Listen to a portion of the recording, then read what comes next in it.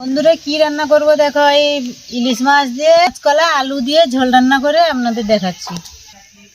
বন্ধুরা মাছটা ধুয়ে নিয়ে চলে এসেছি, এবার রান্না করে দেখাচ্ছি। নুন হলুদ দিয়ে দেবো।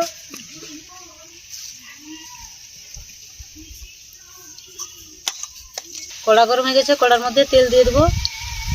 ইলিশ মাছগুলো এক এক করে ভেজে নেবো।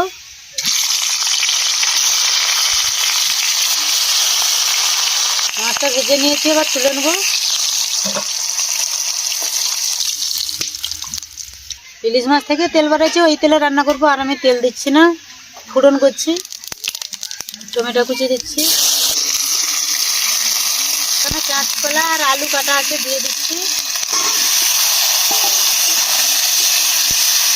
স্বাদ মতো লবণ দিচ্ছি। রাখা লঙ্কা দিচ্ছি। ইলিশ মাছে আমি পেঁয়াজ দিচ্ছি না, আদা জিরা লঙ্কা বেটে দিচ্ছি। সবজিটা একটু কষিয়ে নেবো। কষানো হয়েছে নাকি দেখে নেবো।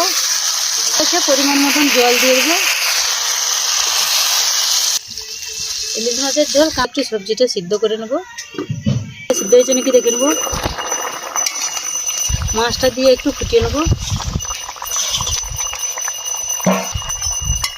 এটা হয়েছে নাকি দেখে নেবো। ঢাকাটা দিয়ে দেবো।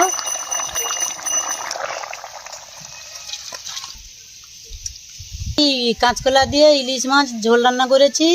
এই রেসিপিটা কীরকম হয়েছে আপনারা দেখে কমেন্ট করে জানাবে।